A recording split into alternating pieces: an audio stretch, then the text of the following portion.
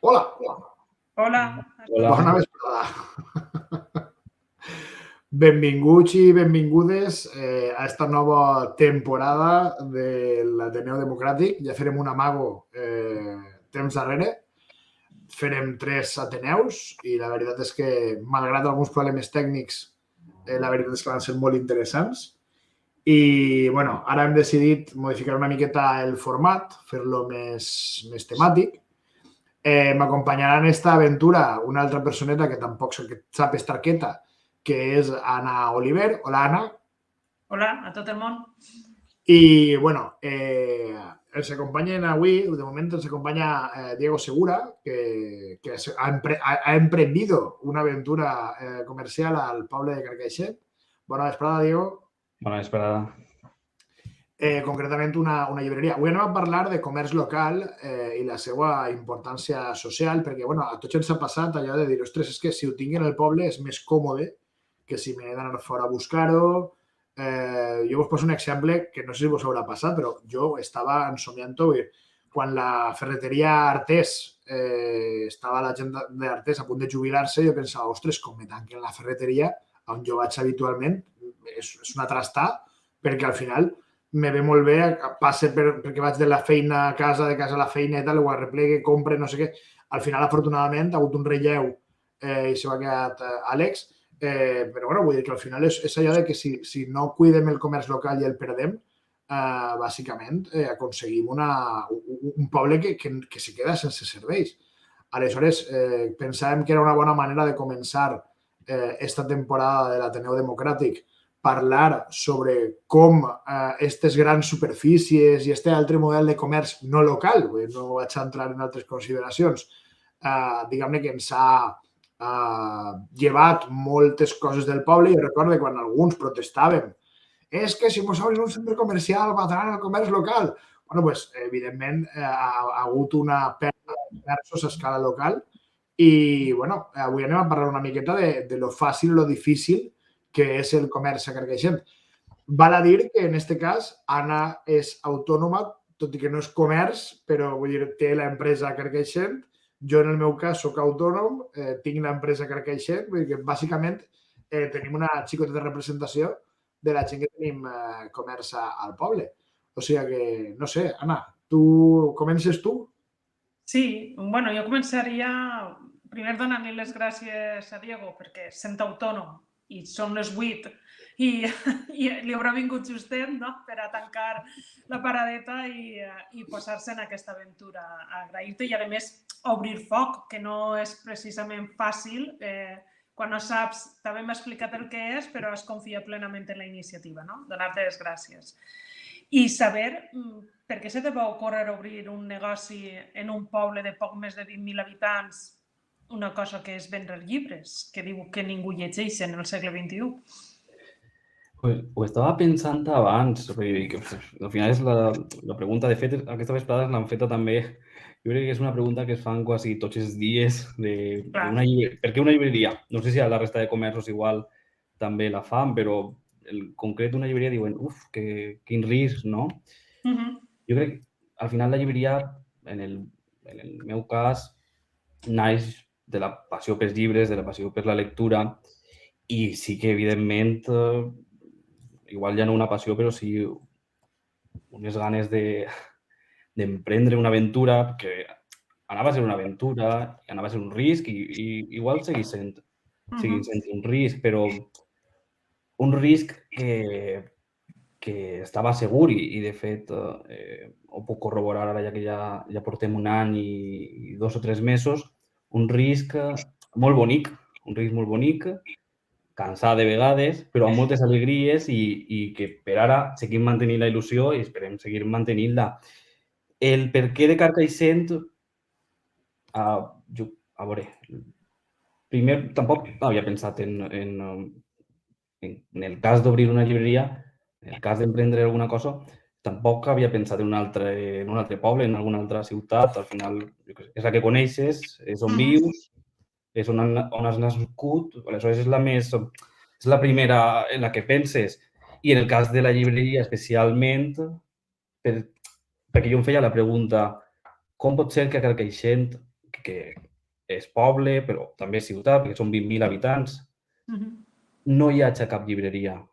Com pot ser que, de segur... Crec que això ens ho hem preguntat tot el món, que ens agrada llegir, no?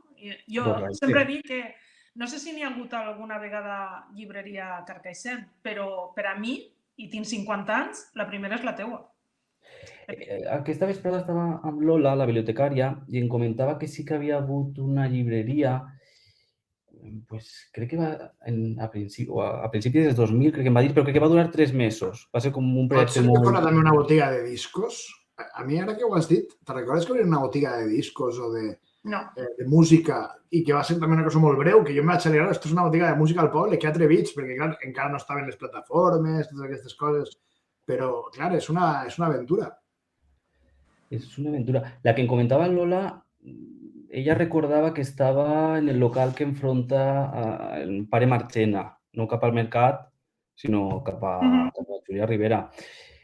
I sí, clar, la pregunta era com pot ser que ara, ja no en l'any 2000, sinó ja en la dècada del 2020, 2010, no hi hagi una llibreria. Jo estava segur, la gent tenia, no, és que a Carcaixent la gent no llig. Era una afirmació molt dubtosa. Jo crec que era quasi impossible poder afirmar que en un poble en concret, en una ciutat en concret com és Carcaixent, la gent no llegia. És clar que hi ha gent que no llig, però en tots els llocs. I per què en Carcaixent en concret havia de ser una illa on la gent no llig? Perquè la vida cultural de Carcaixent tampoc és que siga molt pobra, al contrari. No, jo crec que al contrari, no? La trajectòria... Comparant amb els pobles del voltant, realment, jo crec que som un poble amb una oferta cultural ben digna per a ser un poble mitjà. Vull dir, no som Alzira, però tampoc som Benimarfull. Vull dir que... I un teixit associatiu molt dinàmic, vull dir que jo crec que és més atrevit qui te va dir això de Carcaixent no se llegeix que tu obrint la llibreria que ja és, no? I més venim d'un període com la pandèmia, el confinament, en el que la cultura va ser clau, no? Se va compartir això que deia Ferran, no? Molts accessos a plataformes, a webs de museus, d'entitats, inclús editorials van compartir PDFs en llibres, vull dir que realment la cultura, sempre el sector del llibre se queixa de la xifra tan baixa que n'hi ha de lectors. Jo sempre dic que si fos tan baixa no se publicaria tantíssim, perquè se publica molt, però jo trobo un atreviment dir que no se llegeix en Carcaixent. Clar, pel que comentes de ja l'època que ja tots coneguem com a postpandèmia, jo crec que en quasi tots els casos el confinament ha revaloritzat, ja no els llibres només o la literatura, sinó el cine, la música, tot el que era... L'oferta cultural en general, clar. Correcte, estar en casa. I ja no, en el cas de la llibreria també, ja no només això, sinó jo crec que també ho hem vist ara, nosaltres ho veiem amb la gent que anem coneguent en la llibreria, també ha revaloritzat la pandèmia el comerç local, el comerç de proximitat, el fora grans superfícies, fora grans aglomeracions i un tracte més... Volia preguntar-te això. Heu notat potser que la gent està com a més conscient? Jo crec que ha hagut... Jo parlo per mi, però pot ser sigui un trauma compartit. Quan la gent de sobte va descobrir que no teníem fàbriques de mascaretes, que no teníem autonomia per a moltes coses perquè ho havíem deslocalitzat. Jo recordo quan fèiem un article en la revista Terra fa molts anys de la deslocalització de l'Alois, que va ser tot un fenomen a Carcaixent, que s'anava a una fàbrica important del poble i tal i qual, i entrevistarem a gent que estava en aquell moment en el comitè d'empresa i tal, i era com una espècie de, ostres, perdem una cosa important per al poble. Això durant els darrers anys s'havia materialitzat, s'havia consolidat, i de sobte descobrirem durant la pandèmia, traumàticament, que depeníem d'un tercer que venia al millor postor, vull dir, per a una cosa essencial com era el fet de poder-te protegir davant d'una malaltia que estava matant a moltíssima gent. Tu creus que d'alguna manera aquest impacte que hem rebut tots amb el tema de la pandèmia ha posat més en valor, com tu comentaves, ha revaloritzat la figura del comerciant local i de la proximitat? Jo crec que sí, perquè és que, de fet, durant la pandèmia, ja no durant el confinament, sinó durant el que duren les restriccions sanitàries, tots buscàvem fugir de les aglomeracions, de les grans superfícies, i on trobàvem un tracte més directe o fins i tot fer una comanda per WhatsApp o per telèfon o que te l'aproparen a casa sense haver d'entrar a una pàgina web i tot el rotllo. Al comerç local era l'únic lloc on trobaves una eixida a unes restriccions ja no unes restriccions, sinó també a uns ports que tenies, que dius, ostres, no t'apropes ahir, no sigui cas que hi hagi molta gent, et pugues contagiar, especialment si no teníem accés a tots els mitjans de protecció que hauríem d'haver tingut. Però jo crec que sí, jo crec que s'ha revaloritzat el comerç local, ja en general, ja no només en productes bàsics, sinó, com comentaves, en el mateix cas de les mascaretes, que també deies, ostres, no puc accedir a mascaretes d'una empresa X que està fora d'Espanya, però hi ha persones fent mascaretes de tele o d'altres materials de proximitat. Sí. Jo crec que això va ser una... I després, si me permets, Anna, perquè clar, al fil de lo que estem comentant, com competeix una botiga de poble, en aquest cas una llibreria, amb aquest costum tan, diguem-ne, còmoda i moderna i tal, del clic-clic i comprar per internet? Perquè jo realment penso que ahí teniu una competència duríssima, segurament més que les grans superfícies, i allà potser és on cal també, perquè aquest espai també el que pretén és una miqueta de pedagogia i de fet el títol de l'Ateneu d'avui era Comerç local i la seva importància social. Vull dir, ara ve Nadal, suposo que és temporada alta i jo espero que te vagi molt bé, perquè a més, ara que has obert, la idea és que no tanques. O sigui, que la idea és que aguantes molts anys i que puguem comprar llibres que deixem tocar-los, fullejar-los abans, que és un dels plaers de la gent a la que ens agrada llegir. Com competiu o com suporteu aquest tipus de competència? Com t'organitzes per aportar això? Nosaltres, abans d'obrir, pensàvem, ostres, hem de competir ja no el clic fàcil, sinó contra allò instantani, que al final és el clic, és estar en casa, fer un clic i en 24 hores, 48 com a molt, tindre el producte en casa, en el sofà, sense alçar-te del sofà. Obres la porta i ja el tens. I, de fet, vam pensar, vam intentar trobar totes les formes de tindre una distribució ràpida. És cert que la vam aconseguir per intentar oferir-la pensant que anava a ser el mecanisme que ens anava a afavorir front a les grans superfícies o les online directament, les que tenen més recursos per a fer una cadena de distribució més ràpida. Després de tots aquest any, els primers mesos, ja vam veure que en part ens havíem equivocat. La gent que venia i que ve a la llibreria és gent que també compra en la resta del comerç local. És el teixit ja no associatiu de comerciants, sinó ja és el teixit de consumidors del comerç local. Jo estic segur que el 95% de clients i de clientes de la llibreria són clientes del mercat municipal i són clientes de la resta de botigues i de serveis que estan a nivell local. Perquè clar, ja no perquè sigui més ràpid o perquè sigui més barat, sinó també per comoditat sí que podria ser més el comerç local, fins i tot moltes vegades que l'online, una gran superfície. Però fins i tot per el que comentes, per una qüestió social, per una qüestió de... Jo almenys en el meu cas procuro fer-ho per consciència.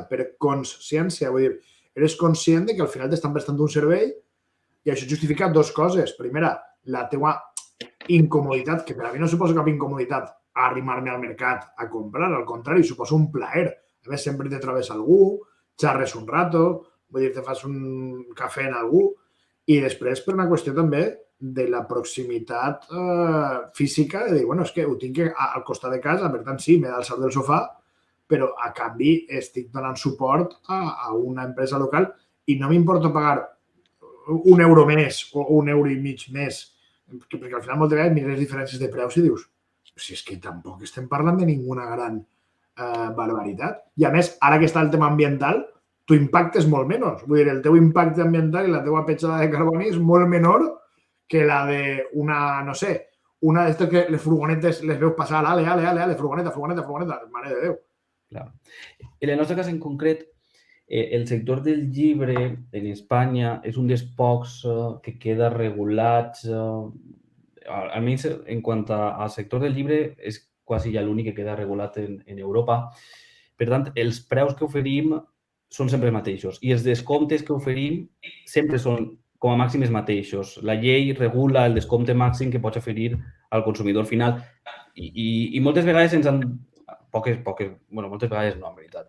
Poques vegades ens han vingut i ens han ensenyat el mòbil i ens han dit, ostres, i com pot ser que en Amazon estan venent la meitat de preu? I diguem, és que és il·legal. És il·legal. No ho solen fer perquè ells saben que és il·legal, però sí que algun cas sí que ens han ensenyat i han dit, ostres, val 5 euros menys. I han dit, és il·legal, és il·legal. També està el mite del que estàvem dient, no? A banda de trencar un poc en aquesta necessitat, perquè qui necessita un llibre amb immediatesa? Vull dir, si la gent que llegim solem tindre una pila de llibres, a mi em fa vergonya.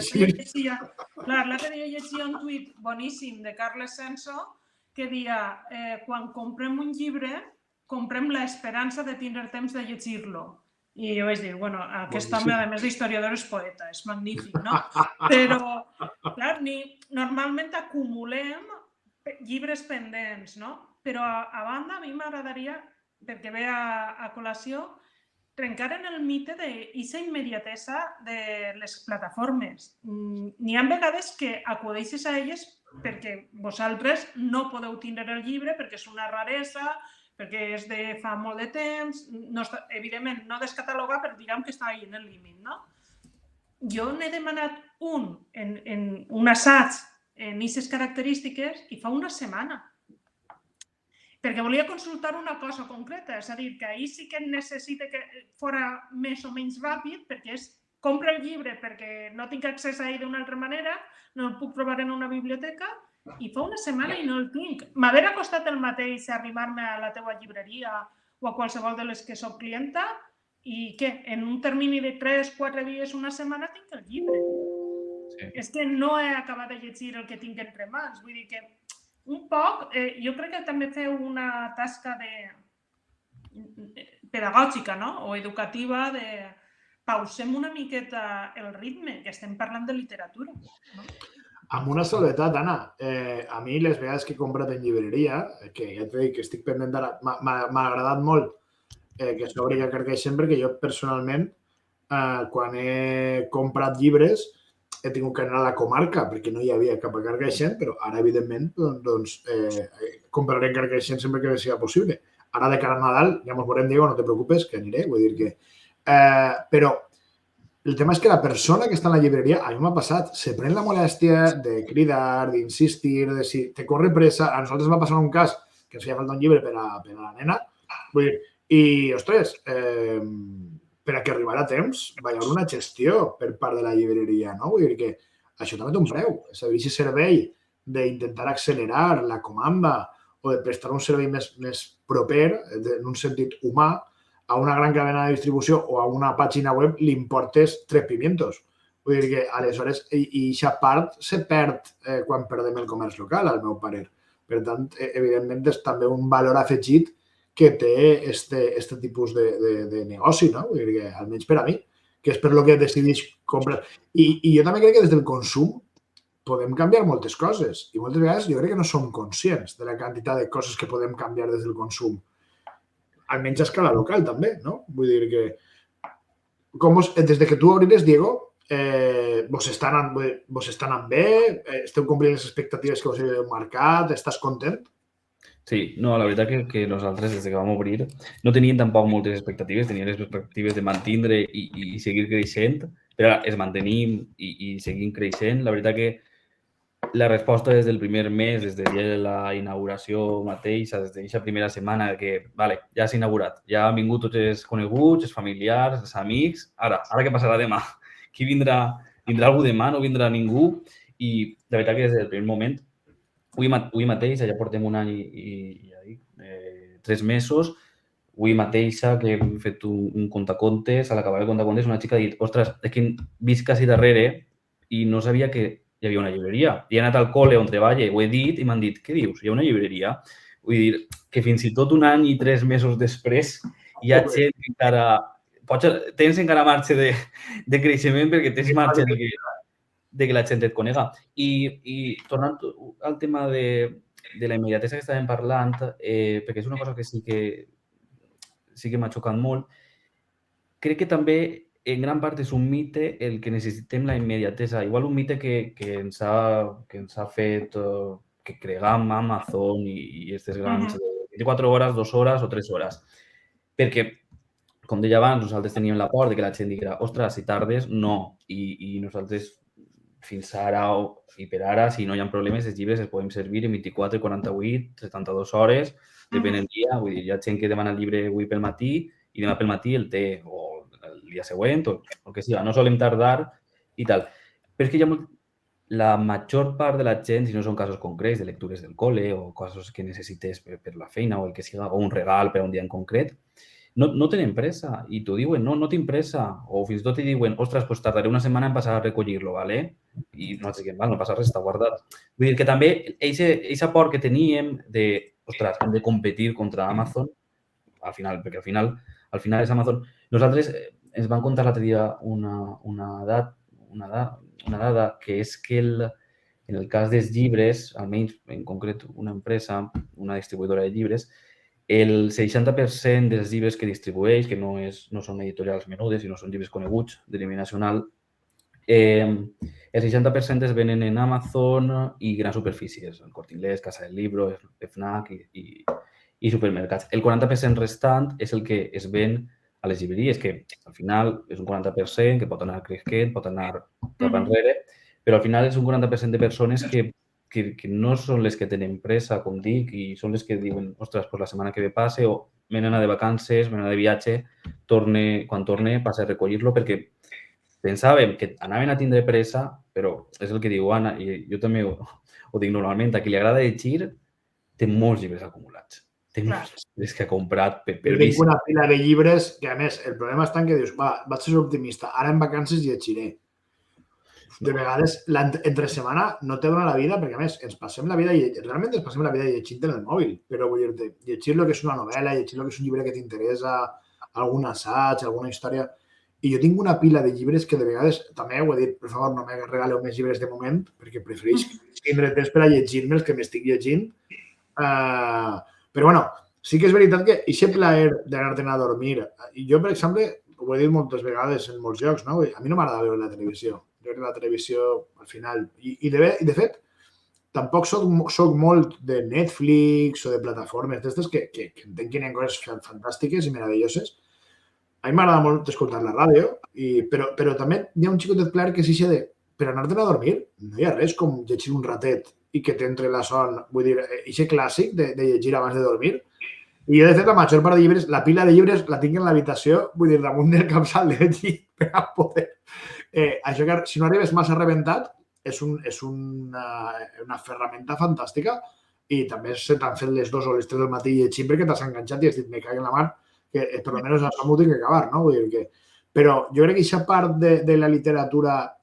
I també volia fer-te una pregunta un poc més filosòfica, digo. Creus que aquesta societat tan accelerada que vivim actualment, que anem tots com cagallo per sèquia, que sigui la nostra comarca, vull dir que anem tots molt de pressa, molt ràpid, és un poc enemiga de... Perquè al final l'acte de la lectura és un acte de tranquil·litat, d'assentar-te, d'agarrar-te el llibret, de posar-te musiqueta, de posar-te una copeta de vi, jo què sé, vull dir, estar tranquil, no? I en aquest ritme tan accelerat del clic-clic, del doble clic del mòbil, jo crec que això també va un poc en contra de la cultura de la lectura, no? No sé què opines a aquest respecte. Clar, sí, és cert que, de fet, les últimes setmanes ens està arribant gent que per a regalar llibres, ja no per Nadal o per Amic Invisible o alguna cosa així, que vull esperar una persona que treballa. Entonces, aleshores el llibre ha de ser alguna cosa que el pugui desconnectar de la feina, que per exemple, l'últim cas va ser una persona que es va dir és una metgessa Per tant, donem un llibre que no tingui res a veure amb ningú cas clínic ni toque aquest tema, perquè vol desconnectar. Aleshores, és cert, vol agafar el llibre, apartar el mòbil, silenciar-lo o intentar silenciar-lo, intentar desconnectar, perquè desconnectar, parar i llegir no és fàcil. És més fàcil igual escoltar música? Sí, perquè pots estar fent alguna cosa o sí, pots estar fent alguna cosa. Però llegir és això, requereix temps. Quantes temps? Moltes vegades dius, ostres, doncs el cap de setmana. Després arriba el cap de setmana i no el tens. Després dius, ara en vacances o ara ve un pont. Arriba el pont i no. En vacances igual tens més temps. De fet, en l'estiu passat, que va ser el nostre primer estiu, tampoc sabíem com anava a reaccionar la gent perquè a nosaltres ens van dir, ostres, una llibreria en un poble que no siga coster, igual passeu l'estiu un poc mal. I la realitat va demostrar que era al contrari. Va vindre moltíssima gent a recollir llibres perquè anava a descansar, anava a desconnectar almenys de la feina diària i anava a intentar parar i anava a intentar llegir. Molts ho hauran aconseguit, de segur. Molts d'altres seguiran els llibres igual en la bossa o si era un regal seguiran sense desembolicar. Però almenys jo crec que la intenció quasi tots la tenim. I hi ha altra cosa és que digues, vaig intentar-ho de nit, però tinc son. Perquè estic molt cansat o estic molt cansada, que això quasi que és en el dia a dia el primer enemic jo crec que de tot. De tot el que no sigui fer feina de casa o anar a treballar. No, fins i tot de parlar amb la família. O sigui, és que hi ha dies que arribes a casa i dius, és que no tinc ganes ni de contar-te com m'ha anat. Estic tan rebentat que no tinc ganes ni de contar-te com m'ha anat el dia. Vull dir que és una cosa que... Això que expliques ve molt bé per a dues coses. Una, per a explicar a la gent que pugui estar mirant-nos que havien convidat a Maria José de Mil i una espècies del mercat, que per un problema familiar, que no és greu, però ha sigut un imprevist, no pot estar avui amb nosaltres, intentarem que estigui un altre dia. I teníem una pregunta per als dos, bueno, dues preguntes eren per als dos, però aquesta especialment per les característiques que té el mercat i això que estàs dient, no? Una llibreria en un poble que no és costaner o el tema del temps. Els horaris clàssics, perquè no sols competim contra grans plataformes de vendes, no? També ens hem habituat molt a centres comercials i a supermercats, no? I que tenen un horari continu i jo, com deia Ferran abans, que soc autònoma, a mi em costa, vull dir, jo soc molt estricta en els meus horaris perquè si no n'hi hauria manera de tindre l'horari, no? Però sempre m'he preguntat, no és un problema, ha afegit el mantindre l'horari clàssic, en el cas de la llibreria, un horari partit? L'horari, de fet, com per a nosaltres tot és nou, l'horari era un dels temes que tampoc sabíem, al final vam dir, ostres, anem a agafar el mateix horari que tots, anem a obrir igual que tots, un poc més tard igual, no a les 9 del matí, perquè al final no és un producte tampoc és un producte tan bàsic, sinó a les 10, però anem a intentar mantindre l'horari.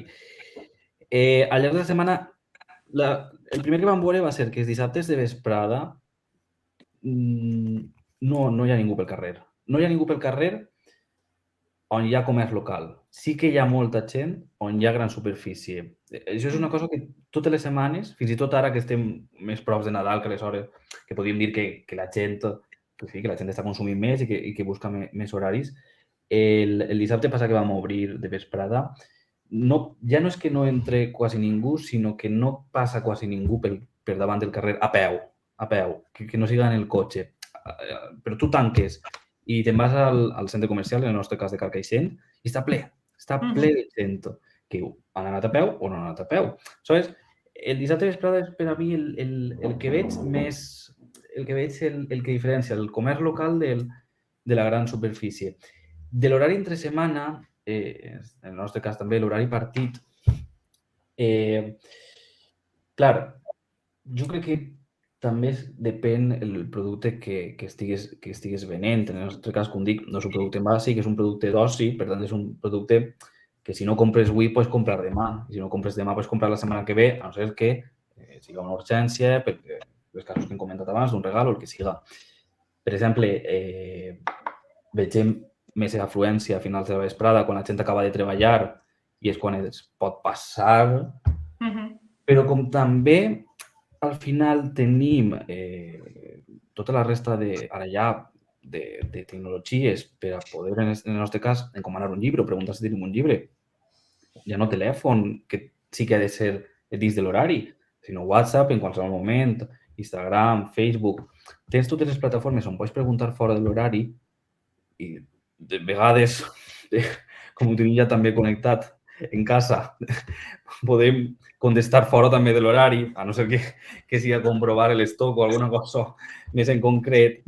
Tens aquesta possibilitat de no haver d'acudir dins de l'horari per si no està el llibre en aquest cas i has de tornar un altre dia, sinó tu ja has fet la pregunta i diguem, no, t'avisem quan et pugues passar i ja quan et pots passar, doncs ja et passes o envies algú que es puga passar. Però, de fet, també hem vist una cosa al llarg d'aquest any i és que els dies que tampoc hi ha que tindre por a tindre els dies de descans i els dies de festa. Per exemple, ara dient, ostres, en el pont este del 6 de desembre o el 8 de desembre hi ha llocs que van obrir el 6 i van obrir el 8. I deia, ostres, per què? Els pocs dies que hi ha de cara a Nadal que ja estàs cansat, per a què vols obrir el 6 i el 8? Perquè és que, de fet, la resta de dies, en aquest cas de aquesta setmana, veus com la facturació o l'afluència de gent és la de que tenia pensat vindre este dia i igual la que tenia pensat vindre el dia anterior. Com comentàvem al principi, el que la persona estigui conscienciada en la compra, en el comerç local, per raons ideològiques, per comoditat o per les raons que siga, fa que si avui està tancat, va demà. I si és cap de setmana o han tancat pel que siga, va al següent dia que estiga obert. Per això, és el mateix cas que el que parlàvem de la immediatesa de servir el producte o d'oferir-lo. Jo crec que és també més un mite que altra cosa. Si en comptes d'obrir a les 10 del matí, obríem a les 11, com per exemple a la ciutat, que sí que hi ha moltes botigues que obrin a les 11, tampoc passaria res. La gent s'acostumaria i en comptes d'entrar a les 10, arribaria a les 11. El que no podem fer, i jo crec que sempre serà un error, és intentar copiar a les grans superfícies i dir, no, anem a obrir de 10 a 10, de dilluns a diumenge quasi, perquè si ells pogueren, obririen 365 dies a l'any. Jo crec que això és un error. I intentar acomodar-se a tot el que siga, copiar una gran superfície, ho considero un error perquè el client i la clienta no és el mateix.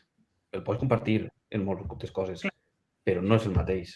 Ni els valors afegits del negoci local tampoc. Ara que s'acaba de publicar l'enquesta sobre els usos del valencià, estaria bé que la gent entenguera que en un centre comercial, quan vas a comprar llibres, que no és el millor lloc, al supermercat, però quan vas al supermercat no trobaràs llibres en valencià. I segurament tampoc trobes llibres d'editorials menudes o mitjanes.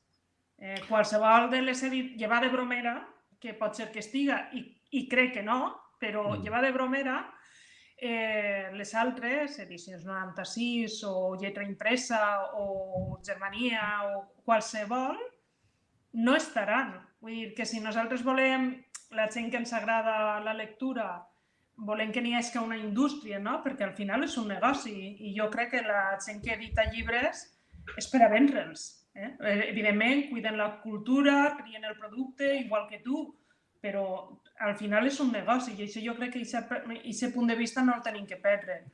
Però és un negoci en uns valors afegits que no existeixen en les grans i mitjanes superfícies, que són negocis molt lícits i que avui en dia convivim en ells i és absurd pensar que van a desaparèixer. Ni va a desaparèixer una gran superfície ni una gran plataforma.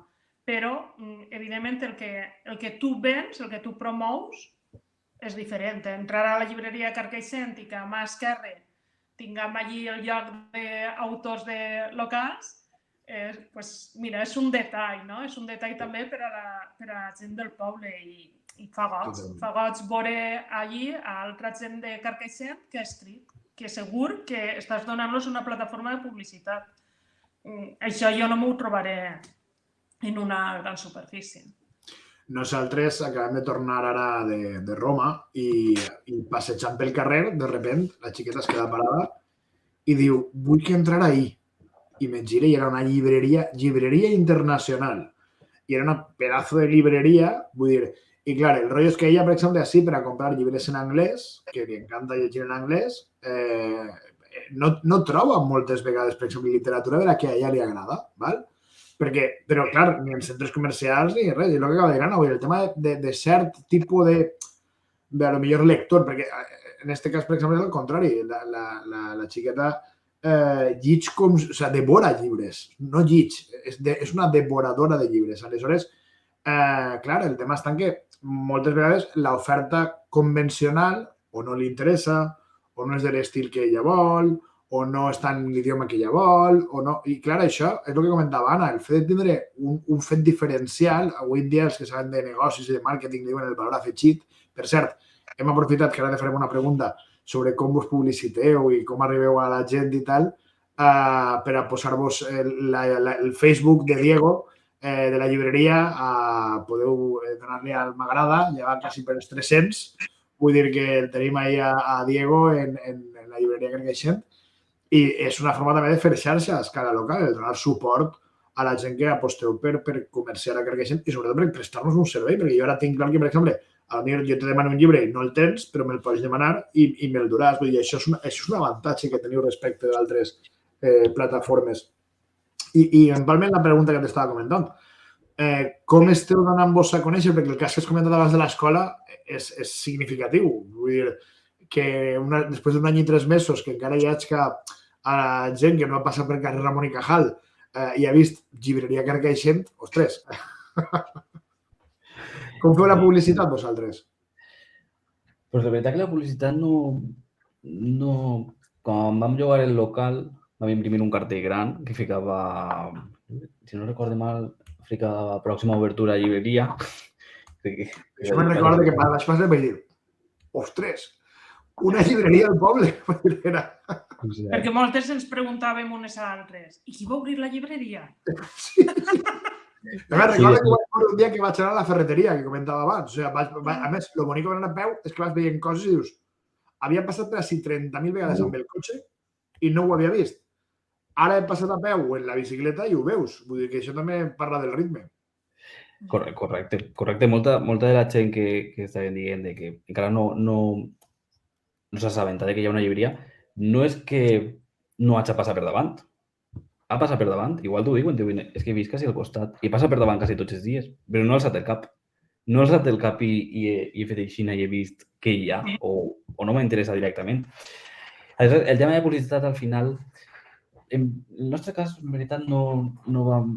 Jo no recordo, jo crec que no vam fer publicitat, no teníem tampoc els recursos per a destinar a publicitat. De fet, vam intentar fer una inversió molt mínima en l'espai, que és tot molt fet per nosaltres, pintar, netejar, tot. Intentar dedicar el major número possible de recursos econòmics a lo que era el llibre, a lo que era el que anàvem a oferir, el que anava a dir... Volem ser una llibreria gran, amb oferta i amb oferta diversa, no només amb el que pots trobar, el que comentàvem fa no res, no només el que pots trobar a la gran superfície o al supermercat, sinó anem a tindre més coses. Aleshores, el tema de la publicitat jo crec que, i jo estic quasi segur que es passa en totes les botigues del comerç local i en tots els serveis, és el boca a boca. El boca a boca de, ostres, m'han comentat, ostres, tal. Evidentment, les xarxes fan la seva funció, tenir una part bona i una part mala.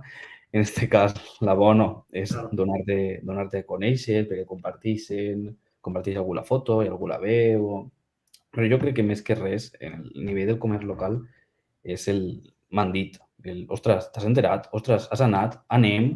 Jo crec que això, o fins i tot, en el nostre cas ara mateix, des de fa unes setmanes, vam xerrant amb Amanda de la biblioteca, vam veure que els dos feien contacontes, la biblioteca feia contacontes i nosaltres feien contacontes. Ja havíem parlat per a no per a no quadrar les mateixes dates, perquè al final el públic és el mateix, els usuaris de la biblioteca i els clients i clientes de la llibreria, jo crec que més de la meitat són les mateixes persones. I vam veure que vam provar i ja ho hem fet, és la segona o la tercera vegada que ho fem. Si jo et deixo un cartell allí i tu em deixes un cartell així de les teves activitats i jo de les meves activitats, també funciona molt bé. Vull dir, ja no són, perquè al final, invertir en xarxes pot tindre el seu rendiment, però si vols a nivell local, a nivell de peu de carrer, fins i tot poder tindre una aliança o poder unir esforços, en el nostre cas, com pot ser la biblioteca, hem vist que té un rendiment. Aleshores, el tema de la publicitat, jo estic segur de que ha sigut qui s'ha atrevit a fer això. Què és això? Clar. No és una mala publicitat, perquè també te dona, almenys a mi, que sé lo difícil que és tenir una empreseta, vull dir, el que algú s'anime a emprendre un nou negoci, per a mi, de partida, respeto. O sigui, perquè al final és una cosa que dius, ostres, con la que està caient, i més en un àmbit tan en principi hostil com és el tema cultural, que és un tema que costa, per desgràcia.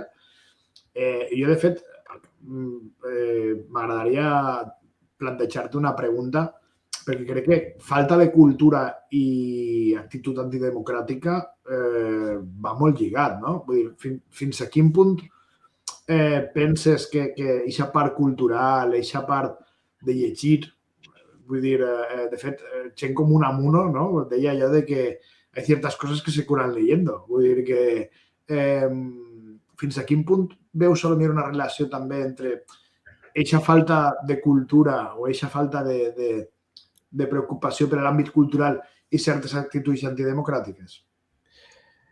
Jo crec que la relació... Ningú pot dubtar de la relació. Ara igual ja també no parle com a llibreter o com a persona d'una llibreria, sinó de formació politòleg, que també unir les dues qüestions. I jo crec que és clara.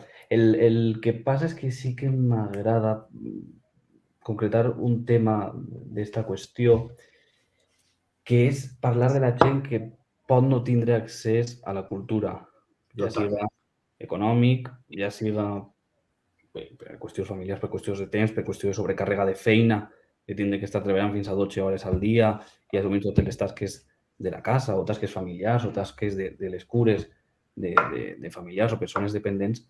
L'accés a la cultura que jo crec que és clar que pot conduir-te no accedir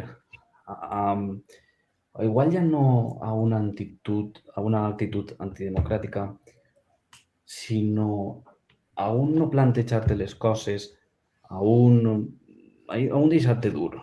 I un deixar-te dur en un moment de les xarxes socials i un moment ja no de les famoses fake news, sinó també de les mentides, perquè al final a mi no m'agrada dir fake news, a mi m'agrada dir mentides directament, que és el que són, o mentides o falses notícies, que també ja no només en xarxes socials, sinó també en premsa.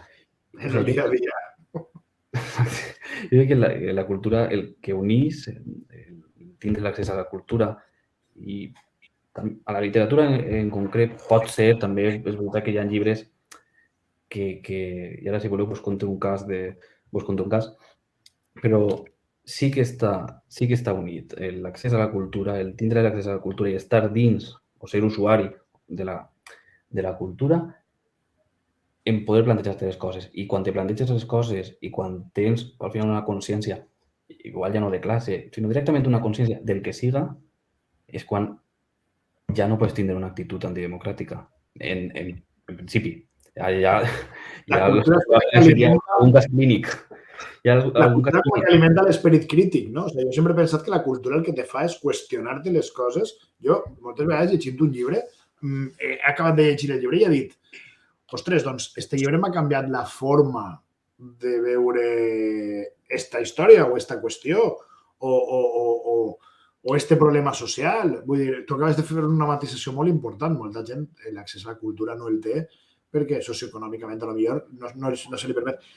Jo també penso en aquest sentit que al final hi ha una part de... Avui en dia, amb un telèfon intel·ligent, entre cometes, a la butxaca, que tu li pots preguntar a Google qualsevol cosa d'una forma més o menys instantània. Jo crec que sí que és una cosa bona que ens han dut la tecnologia, i és que en la butxaca portes la biblioteca d'Alejandria.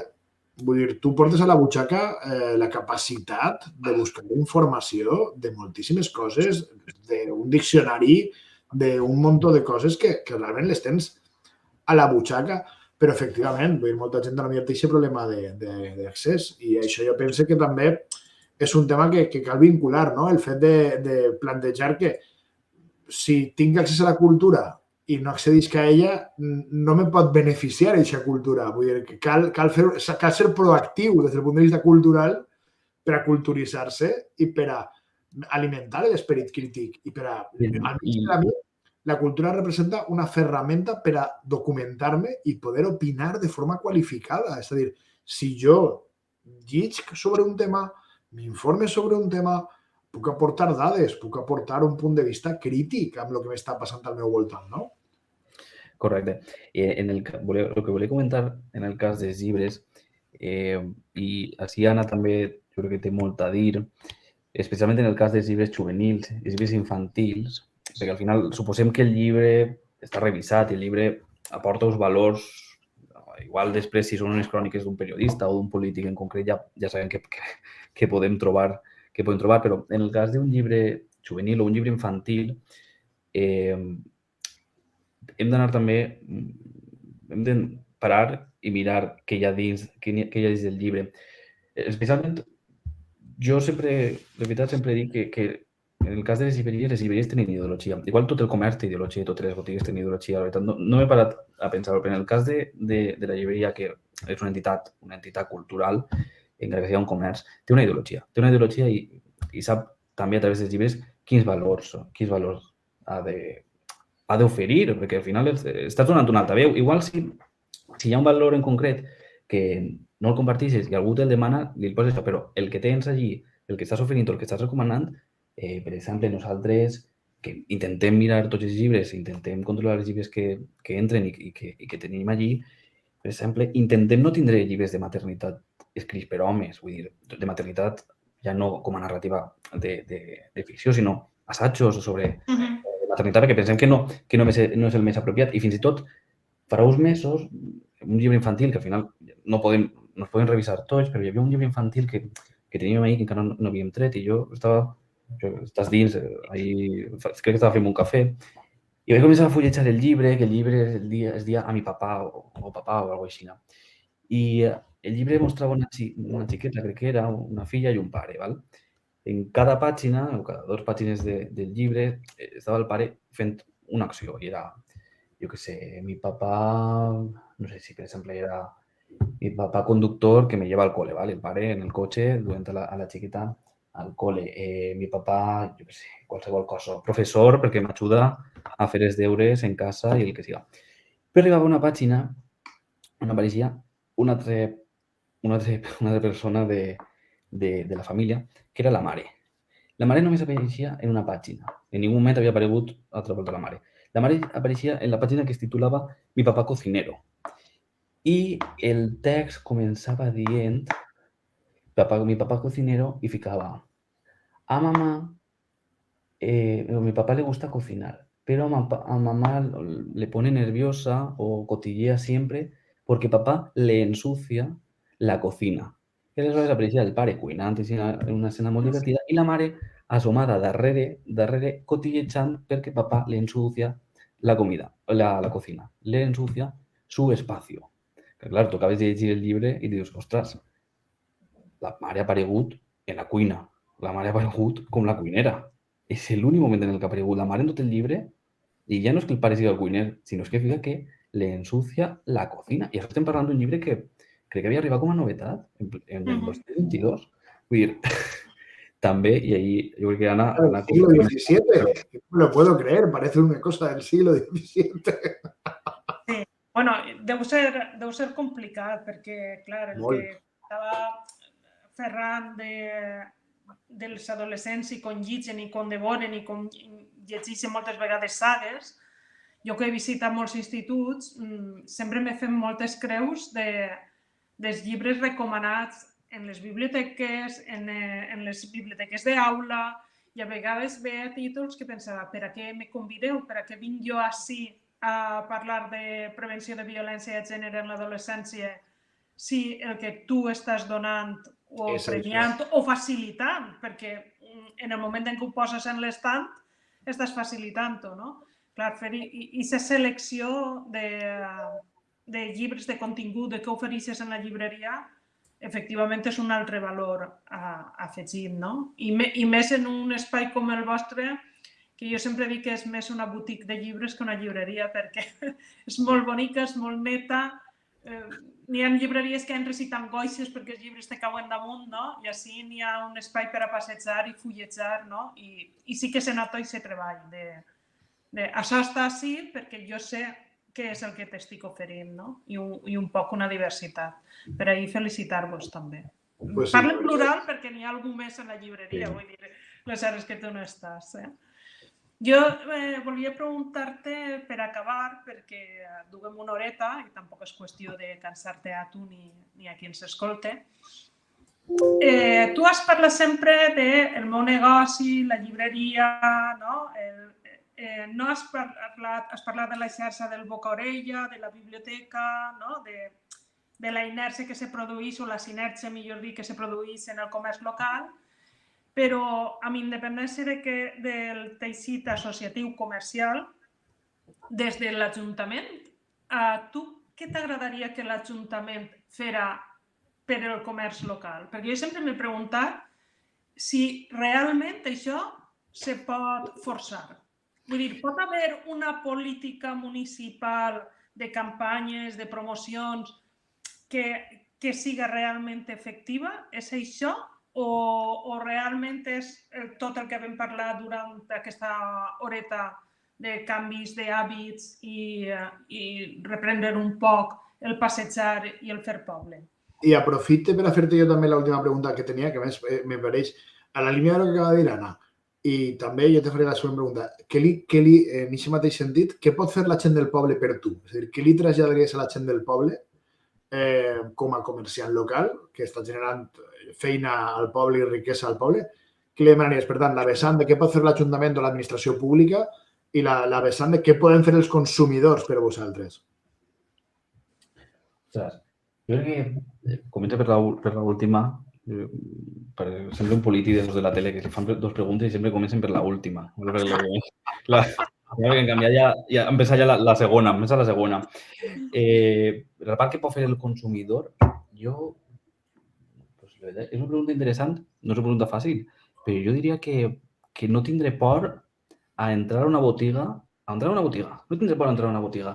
Nosaltres hem tingut molts casos des de que vam obrir, ara ja no, és veritat que igual 6 primers mesos, de gent que preguntava si podia mirar llibres, si podia entrar, vull dir, clar, igual et veien ahir el mostrador prop de la porta i diuen, puc entrar?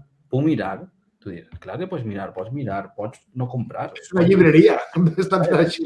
Però ja no només, jo crec que ja no només en el nostre cas, sinó en qualsevol cas, pots apropar-te a una fruteria, a una verdureria, a una botiga de roba, a una botiga de sabates. Jo crec que qualsevol botiga que tinga un estoc allí per oferir-te, jo crec que tampoc no tindré por, perquè a la gran superfície sí que entres i no saludes. Entres, o igual saludes, però generalment no saludes, perquè no hi ha... Moltes vegades es perd el tracte de dir hola o bon dia o adeu. Aleshores, jo crec que el que pot fer el consumidor, a banda de consumir en el comerç local, evidentment, i intentar conscienciar a la resta de gent o a les noves generacions que venen de la importància del comerç local, és, si no és consumidor habitual, no tindrem por d'entrar, de conèixer el comerç local i no fa falta consumir, és que pots entrar a veure el que hi ha. Igual que vas entrar al Zara en el centre comercial, o vas entrar al supermercat, o vas entrar jo què sé, a qualsevol botiga d'una gran superfície. Per què?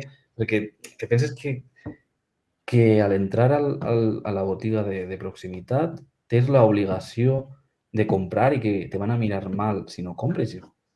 Si és totalment al contrari, vull dir, pots entrar, mira, i igual t'agrada una cosa, o veus un producte X, i igual estàs amb uns amics, algú diu, ostres, doncs estic buscant això, i tu dius, uau, doncs he vist una cosa que, jo què sé, qualsevol cas, o fins i tot en un altre moment dius, ostres, doncs recorde que vaig veure una cosa en la botiga esta i vaig a veure si encara la tenen, o la pregunte, ja no mirar l'aparador, sinó entrar. Jo crec que no hi ha que tindre por a entrar.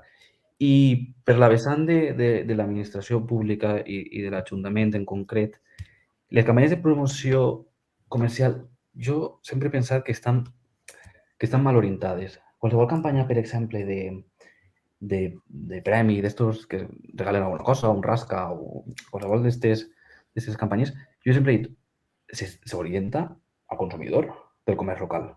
S'orienta al que hi ha, al que no cal fidelitzar, al que ja per ideologia, per costum, pel que siga, ja és consumidor del comerç local. Jo crec que on has d'anar és el que no és consumidor. No has de fer la campanya dins del mateix comerç local. Per què? Per a què? Pues, correcte, per a fidelitzar pot anar molt bé. I anirà molt bé per a gent que igual, jo què sé, el que siga. Però no vas a arribar des de dins del comerç local o entre els consumidors del comerç local als que no són consumidors.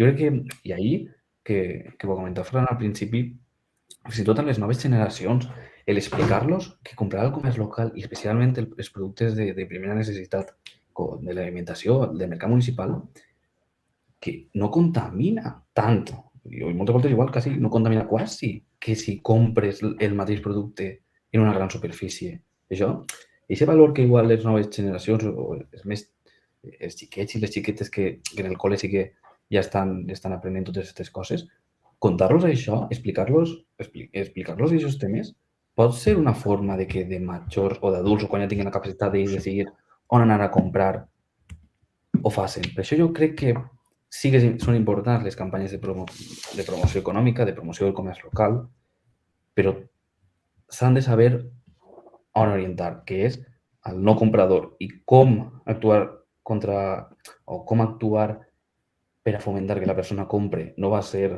ni per horaris, com hem dit, ni per preus, ni per el que siga. Va ser conscienciant socialment, perquè siga pel valor afegit de la botiga o del sector en concret, per contaminar menys, o per crear riquesa en cada gent en concret. Jo crec que eixa és la clau de qualsevol campanya exitosa, però igual no tan exitosa o no tan vistosa, però sí més eficient de cara a l'objectiu que ha de mantindre o que ha de perseguir, que és augmentar el número de compradors i compradores.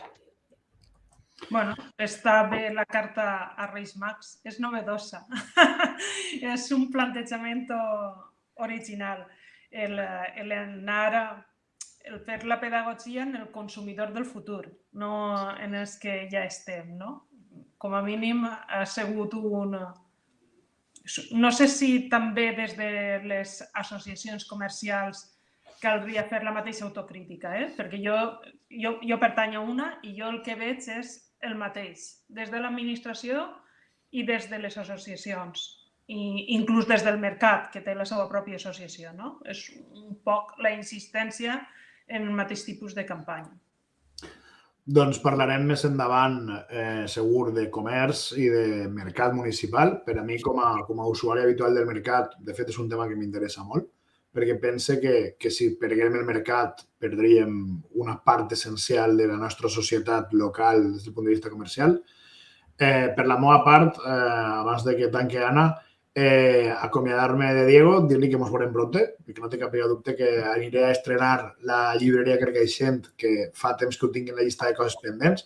Per desgràcia, el que parlàvem al principi abans de connectar-nos, el que va dir que en Eres Poder no treballava, i si no treballava ja t'ho dic jo, o sigui que però espere que la campanya de Nadal vos vagi molt bé i esperem humilment des de l'Ateneu Democràtic de Carcaixent d'haver contribuït a donar-vos a conèixer. Això ho penjarem en xarxes, quedarà en el repositori de la pàgina de l'Ateneu Democràtic per a que la gent ho pugui veure quan vulgui. Si ho voleu compartir també en les vostres xarxes, queda la visualització per al públic. I moltíssimes gràcies, Diego. Ha sigut un plaer. Gràcies a vosaltres, ja no només per convidar-me, sinó per... Este matí li preguntava a Anna, al final, quin és el tema? Ostres, he de preparar-me alguna cosa, he de pensar alguna cosa. La veritat que ha sigut una xerrada molt còmoda. Anime a qualsevol, a la persona que convideu, a que no tinga por de participar, la veritat, i que dure ara aquesta segona etapa de l'Ateneu molts anys i que els temes siguin molt variats i si algun dia voleu parlar de llibres em podeu convidar. Serà un plaer. Ixa és la idea. Jo crec que poc més a afegir. La idea, efectivament, és recuperar l'esperit de lo que és un Ateneu, d'aixòs casinos, però no pensant, ai, que bonic el casino que teníem i que ja no està, i tenim aquest record i aprofitant-nos, sinó aprofitant la tecnologia, cadascú des del seu lloc, maximitzant el temps, però donar-nos un espai per a parlar, però sobretot per a escoltar, no? I per a escoltar a la gent del poble.